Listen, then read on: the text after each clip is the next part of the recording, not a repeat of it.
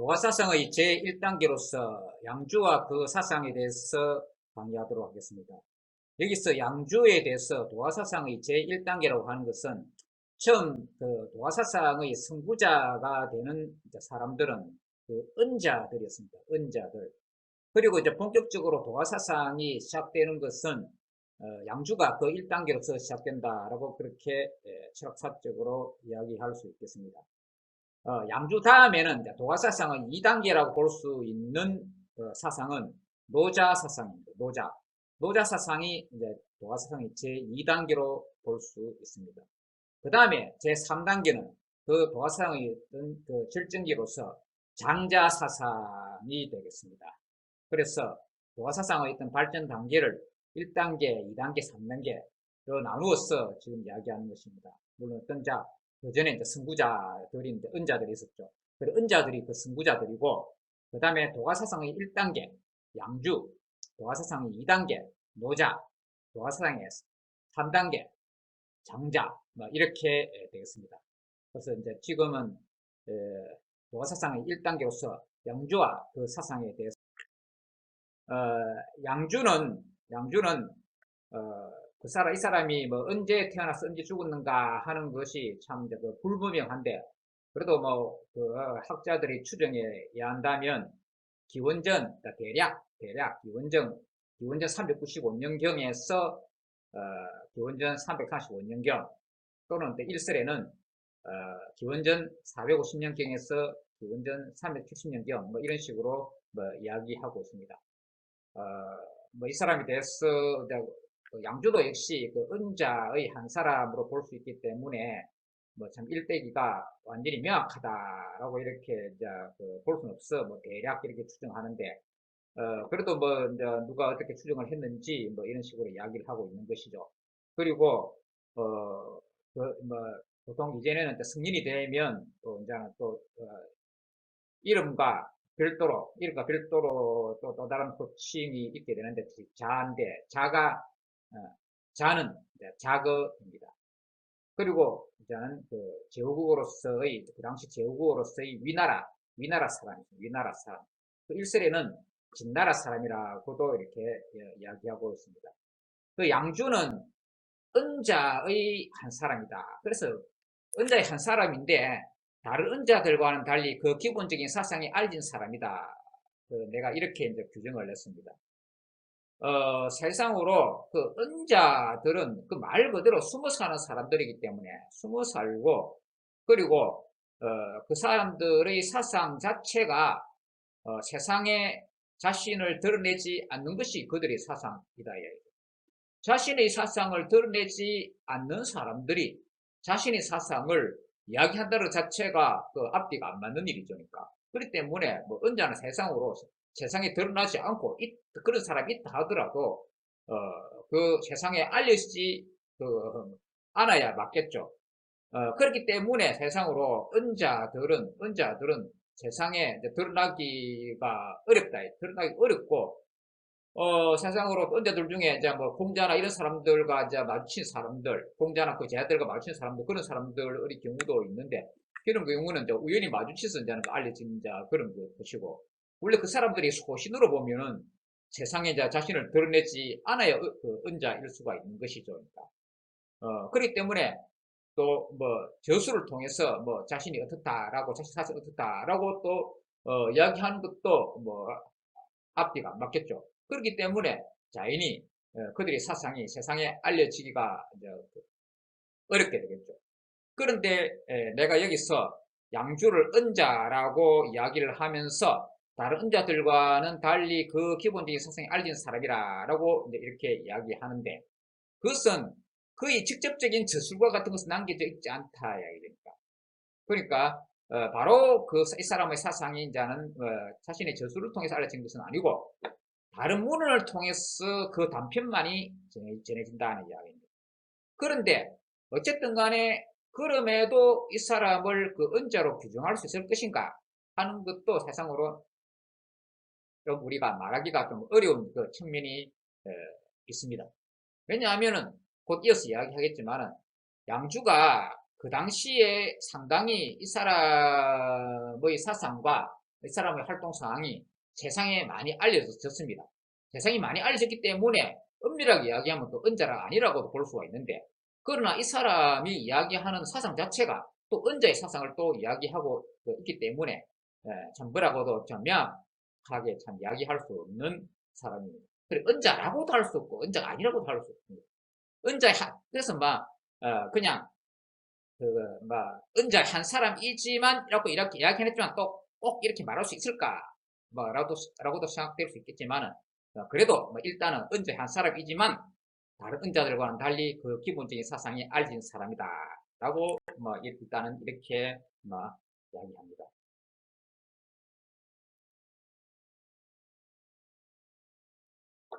어, 자, 양주의 모습이라는 그린 그림입니다. 이제 누워서 잠을 자는지 그냥 쉬는지 그냥 사색에 잠겨 있는지 이런 모습으로 그렸는데, 앞으로 이야기하게 될 양주의 사상적 특징과 좀 관련있는 그런 이미지라고 볼 수 있습니다. 어떻게 그 이미지가, 어떻게 이 그림의 이미지가 양주의 사상 이미지와 관련되는지는 앞으로 어, 보면 우리가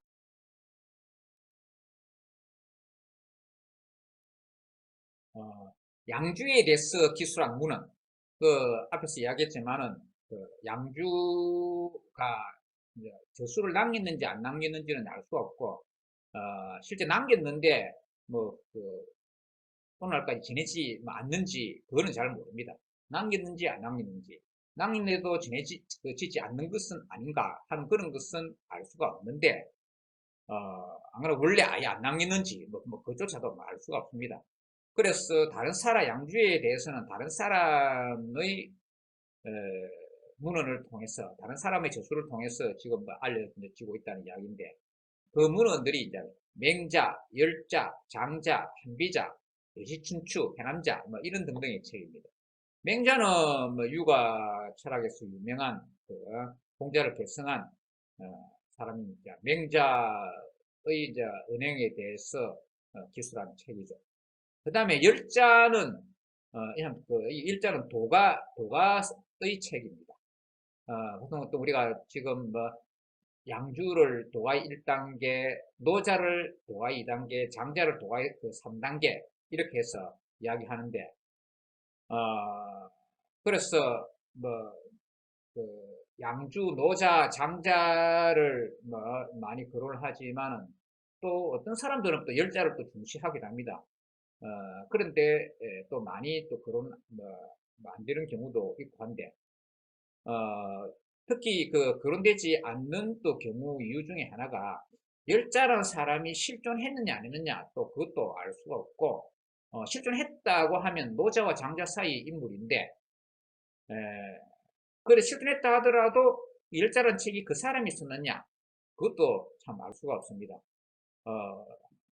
그 학자에 따라서 다른데, 어떤 학자는 실제에 이전에 이제 노자 장자 그러니까 전부 다 그 전국시대인데, 전국시대에 어떤 사람은 노자는 또 춘추 말이라 이야기하기도 하고, 그 학설이 여러 가지인데, 내 개인 견해로는 이제 노자도 전국시대로 이렇게 보는데, 그 노자 장자 사이에 그 시대의 사람, 즉 전국시대 사람으로서 실존을 했다 하더라도 열자라는 책을 그 사람이 쓰느냐 하는 그것도 알 수가 없다는 이야기죠. 그런데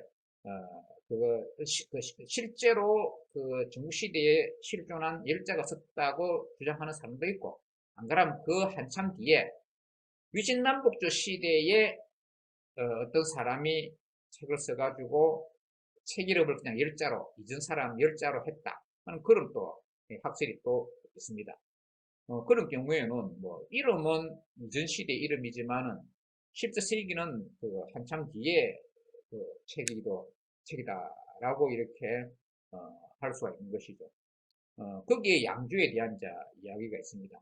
그럼 나중에 쓰였다 하더라도 이전 이야기를 또 적을 수는 있겠죠. 문자로 또 정착된 그 시점의 내용을 꼭 기술한다고 반드시 그렇게 이야기할 수도 없기도 하니까, 이전에 있었던 그런 사상을 후대에 적을 수도 있으니까 또 그것도 이제 참 알 수가 없고 고려해야 될 요소인데 어쨌든 열자가 책은 이제 그런 그 특성이 있습니다. 그래서 열자라는 도가스에 기술이 되어 있고 그 다음에 장자에 또 기술이 되어 있고 한비자는 이제 법 같습니다. 한비자도 유명하죠. 법가의 법가 수상의 종합자, 중국시대 말기에 법가의 종합자인 한비자가 쓴 책, 한비자. 그래서 한비자가 쓴 책이 의미가 있다는 것은 한비자가 그 중국시대 말기에 진시황이 천하를 통일하기 그 직전이니까 그 이전에 그 제자백가의 사상을 종합적으로 볼 수 있는 위치에 있다는 측면에서 아주 분명한 의미를 띠고 있죠. 그 다음에 여시춘추, 해남자 이런 이제 책들이 또 이제 있습니다. 여시춘추는 역시 있던 전국 말기에 또 있던 책이고 해남자는 나중에 한나라 때 있던 책인데 어쨌든 간에 어쨌든 그 쓰여진 시점의 사상을 꼭 적는 것도 아니고 그 이전 사상도 다 적을 수 있다고 그랬죠. 그러니까 어쨌든 그런 내용을 이 리춘추나 해남자 이 책에도 어떤 이제 양주에 대해서 적혀가 있다는 이야기입니다. 이런 책 등에 이렇게 이제 적혀 있습니다. 근데 그 책에 따라서는 양주라 표현되어 있고 양생이라 표현되어 있는데 달리 표현되어 있지만은 학계에서는 통상 같은 사람으로 이렇게 간주하고 있습니다. 그 양자는 이는 버드나무 양자고 이는 병양자인데 우리 발음은 그 중국 표준 발음으로도 이 성조가 사성의 성조까지 같아가지고 다 이것도 이것도 완전히 같습니다. 그렇기 때문에 이 두 사람 글자 표기는 달라도 같은 사람으로 이야기되고 있습니다. 맹자에 따르면 양조의 사상은 당시 사회에 상당히 세력을 떨치고 있던 사상이다. 그래서 내가 지금 이야기한 바, 앞에서 이야기한 바, 양주가 과연 은자인가? 내가 은자로 일단 썼지만은 과연 은자인가 하는 생각도 들기도 한다는 이야기죠. 그리고 20살 사람이 무슨 세력을 많이 떨치느냐 하는 그런 측면도 있죠. 그렇지만 그 사상 자체가 아주 참, 은자의 사상을 참 대변하는 듯한 그런 내용을 많이 내포하고 있기 때문에 적었습니다. 어쨌든 간에 맹자에 따르면 양주의 사상은 당시 사회에 상당히 세력을 떨치고 있던 사상이었다. 그래서 이제 요 책 표시를 했는데 그 책 표시가 있는데 맹자라는 책의 이름이기도 하고 맹자라는 이 두 글자는 맹자라는 책 이름이기도 하고 또 맹자라는 책의 어떤 저자를 말하기도 하죠. 맹자는 이 책도 맹자가 직접 썼다고도 하기도 하고 논어처럼 그 후에 제자들이 썼다 하는 그런 이야기도 있는데 어쨌든 간에 요거 책 표시 안 하면 그냥 사람을 말하는 것이고 책 표시하면 책을 말한다는 것인데 결국은 다 맞죠. 이야기하는 바는 큰 차이가 없게 되는 것이죠. 그래서 맹자에 따르면 이렇게도 그 책에 따름이라고 하든지 안 그러면 맹자나 사람에 따르면 이라고 한다든지 지칭하는 바는 결국은 마찬가지가 된다는 이야기입니다. 그 맹자란 책에 따르면 또는 맹자란 사람에 따르면 양주의 사상은 당시 사회에 상당히 세력을 떨치고 있던 사상이었다. 그래서 이 맹자는 육아 사상의 기준으로 볼 때 당시 사상계에 가장 문제가 되고 세상에 해독을 끼치는 사상가로 목적과 양주를 듭니다. 그러니까 맹자는 이제 육아 사상인데 그런데 그 당시 사상이 맹자가 볼 때에는 자신은 육아 사상을 많이 이 세상에 알리고 선전해야 되는데 다른 사상이 설치더라 이야기죠. 그 설치는 그 사상 두 가지가 대표적인 사상이 목적과 양조의 사상이더라 하는 이야기죠. 그래서 이 두 사상이 설치는 바람에 참 육아 사상이 제대로 알려지지 않는다 하는 그런 불만을 가지는 것이죠. 그리고 맹자가 보기에 맹자 자신의 기준으로 또는 유가 사상의 기준으로 볼 때 당시 사상가의 당시 사상계에 가장 문제가 되고 세상에 해독을 끼치는 사상가로 묵적과 양주를 들었는데 이거는 맞아 유가 사상의 기준으로 볼 때 이 두 가지가 어떤 특징을 지니고 있는가 하면 이제 곧 자세히 이렇게 나올 것인데 목적은 이제는 성인무기고 이러면 적인데 높여서 흔히 우리가 묵자라고 묵자라 그러고 묵자가 창도한 타파를 묵가라 이렇게 합니다. 그래서 이 목적이 만든 묵가의 사상은 이 세상에 관여하는 정도에 있어서 세상에 아주 적극적으로 관여합니다. 그 반대로 양주는 아주 그래서 목적은 극단적인 현실 참여가 됩니다. 목적은 극단적인 현실 참여의 사상가가 됩니다. 거기에 반해서 양주는 완전 정반대의 사상입니다. 극단적인 현실 도피의 사상가입니다. 그런데 유가사상은 이 양쪽의 이제 중간에 위치합니다. 그렇기 때문에 양쪽 다가 극단적이다라고 이렇게 이제 이야기하는 것이죠. 유가가 균형을 지키는 것이다라고 생각하는 것이죠. 그렇기 때문에 양쪽 극단적인 사상을 이제 유가사의 기준으로 양쪽이 극단적인 사상이라 생각되어서 당시 사상계에 가장 문제가 되고 세상에 해독을 끼치는 사상가라고 이렇게 이 두 사람을 이제 들었습니다. 그러니까 그럼 사상계뿐만 아니라 그냥 세상, 그러니까 이 세상에 그 당시에 청년과 지식인에 아주 해독을 끼친다라고 이제 유가 이 기준으로 그렇게 생각을 한 것이죠. 그래서 맹자는 당시 세상을 두고 양주와 묵적의 말이 천하에 가득하다. 천하의 말은 양주에 속하지 않으면 묵적에 속한다. 그 요즘술이 이야기하면 무슨 천하에 무슨 양쪽 극단적인 사상, 예를 아주 좌파 우파의 사상이 이 천하에 가득하다. 천하의 모든 어떤 사상이 말이 좌파이면 우파다. 이런 취지로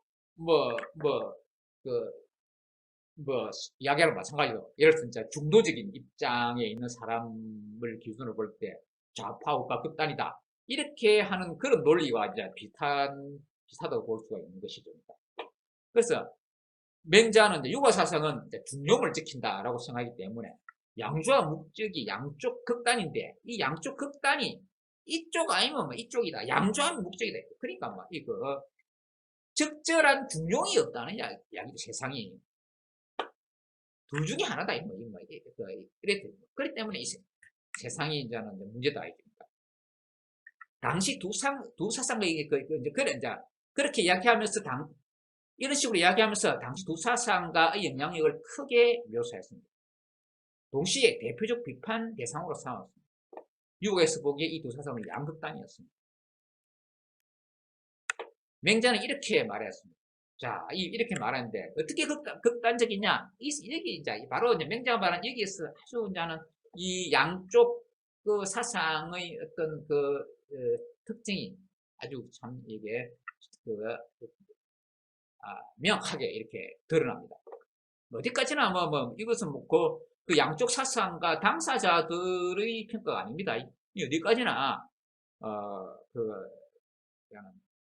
유가의 맹자의 입장이라는 것입니다. 그 양쪽 사상과 양주와 묵적 당사자는 그렇게 생각 안 하겠죠. 그러니까 양주와 묵적을 비판적으로 보는 유가의 맹자가 보기 이렇게 이야기했습니다.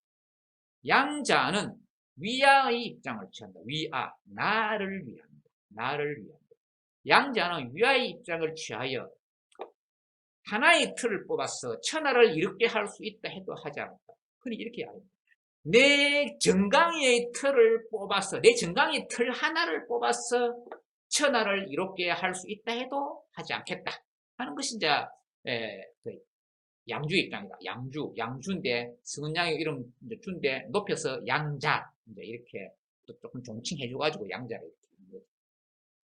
그러니까 이 양주는 내 몸에 털 하나, 내 정강에 털 하나 뽑아서 천하를 이롭게 할 수 있다 해도 하지 않겠다. 그래 천하가 중요한 것이 아니라 내 자신이 중요하다. 내 자신, 나를 위한다. 그렇게. 그래서 맹자는 이제 그 양주를 아주 극단적인 그 이기주의다. 양주의 사상을 극단적인 이기주의다라는 식으로 평가를 한 것이죠. 왜냐하면 그 당시 이제 그 사상가들이 창조한 학파 의 어떤 시대적 과정은 그 당시 천하가 난세다. 천하가 난세이기 때문에 이 난세를 어떻게 바로잡을 것이냐 해가지고 지식인들이 그 천하의 난세를 바로잡으려고 이렇게 나서서 자신의 사상을 이야기했다. 대사상으로 천하를 바로잡을 수 있다. 이렇게 나는 생각을 했어. 나는 그 천하의 현실에 이렇게 참여하려 했다. 그런데 그 양주가 제시한 사상은 그런 참여를 통해서 천하의 문제를 해결할 수 있다 하는 것이 아니라 이야기입니다. 양주는 천하 일에 관여하지 마라. 그런 식으로 주장합니다. 내 자신이 중요하지. 천하에 관여하지 마라. 이렇게 이야기합니다. 그래서 이제 맹자는 아주 양주가 이기적이다. 이런 이기주의 사상을 이야기하고 있어서 좀 세상에 문제를 일으킨다라고 이제 비판한 거예요. 그런데 그 맹자가 보기에 반대쪽 극단에 있는 사람, 묵적, 높여서 묵자는 겸의 입장에서 겸에는 겸하여 사랑한다. 그러니까 이 묵자는 사상으로 양주하고 비슷한 시기에 이제 나타난 사람인데 양주보다는 조금 앞인데 그런데 공자가 있고 난 다음에 공자가 중국의 최초의 철학자인데 공자가 있고 난 다음에 그 다음에 이제는 공자에 대한 최초의 대적자로서 이렇게 묵자가 나타납니다. 조직적인 어떤 대적자.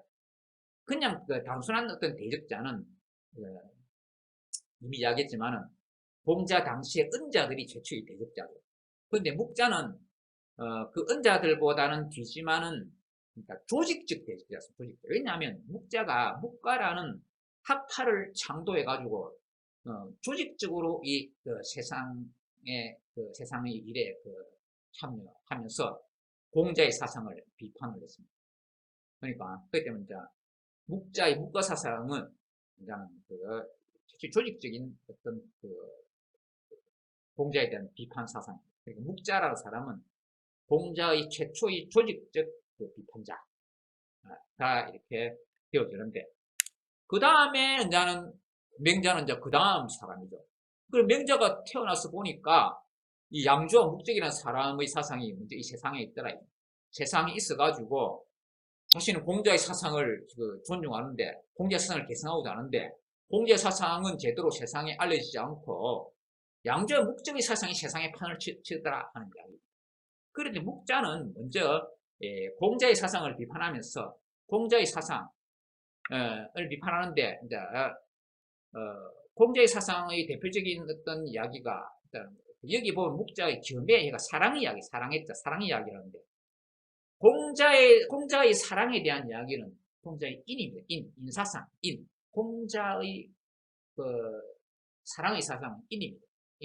공자는 인과 의를 중시했는데 사랑, 의, 정의. 공자의 사상에 있던 대표적인 캐치프레이즈는 사랑과 정의, 인과 의. 그런데 공자의 인이라는 사랑은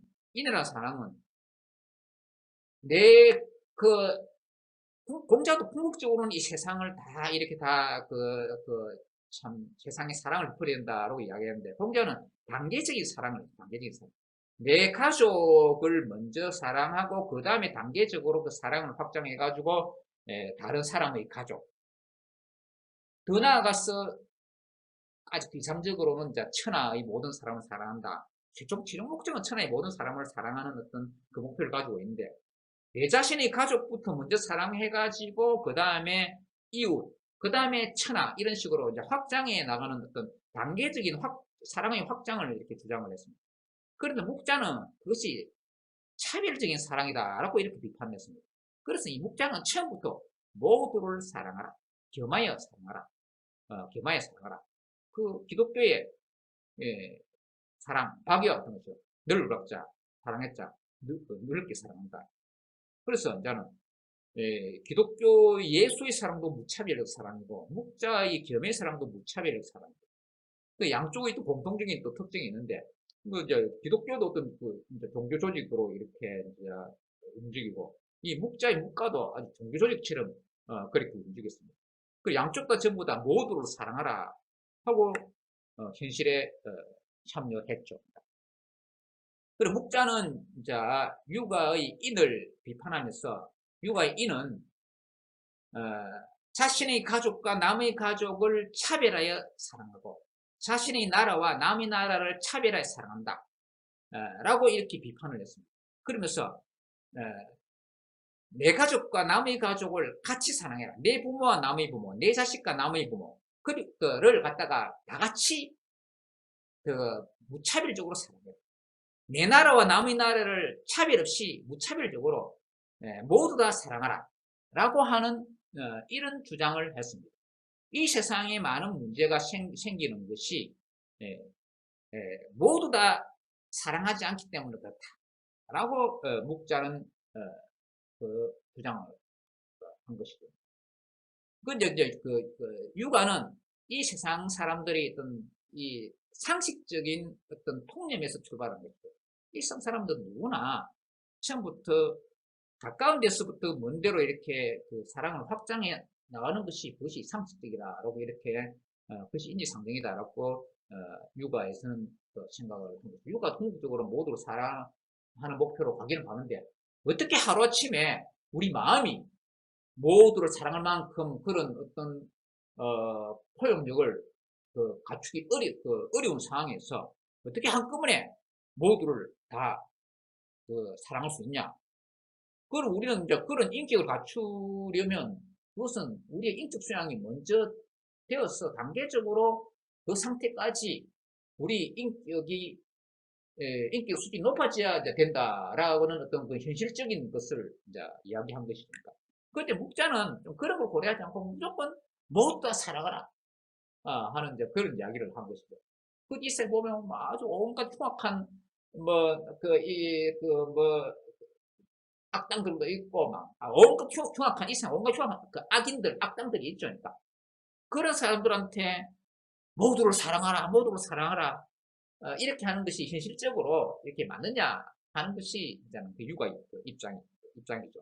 그래도 묵자는 막 그런 고려하지 않고 모두를 사랑하라 하는 것을 갖다가 이제 먼저 주장을 하는 것입니다. 그렇기 때문에 육아는 또 묵자도 너무 지나치게 극단적이다. 모두를 사랑하라. 말은 좋은데 그것이 현실적으로 가능하냐? 묵자는 겸의 입장에서 겸하여 사랑하라, 모두 사랑하라는 그런 입장에서 그래가지고 세상 사람들이 서로를 사랑하지 않는다면서 이 막 현실 참여해가지고 돌아다닙니다. 그래서 이 세상에 막 서로 사랑하지 않아가지고 전쟁도 생긴다 해가지고 전쟁 말리로 다닙니다. 결국 묵자는 이 반전론자입니다. 그래가지고 사상은 참 훌륭하죠. 왜 전쟁이 일어났냐? 서로를 사랑하지 않기 때문에 그렇다. 그러면서 이 나라 저 나라 어느 나라 두 나라가 전쟁을 하면 가가지고 이 전쟁을 말립니다. 그래 가지고 이 천하의 일에 아주 적극적으로 관여하고 아주 희생적으로 관여합니다. 천하를 바로잡기 위해서 자신들의 사상의 관점에서 천하를 바로잡기 위해서 세상에 적극적으로 아주 희생적으로 관여했습니다. 그래서 묵자의 사상은 이제 이 마지막 명작 이렇게 이야기하죠. 머리 꼭대기에서 발끝까지 온몸을 희생해도 천하를 이롭게 할 수 있다면 하였다. 아주 희생적인 사상입니다.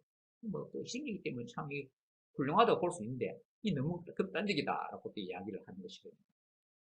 그래서 묵자는 자기 집 앞에 자기 집 앞이 아니라 묵자의 집에 굴뚝에 연기가 참 나는 일이 제대로 없었다라고 이야기를 합니다.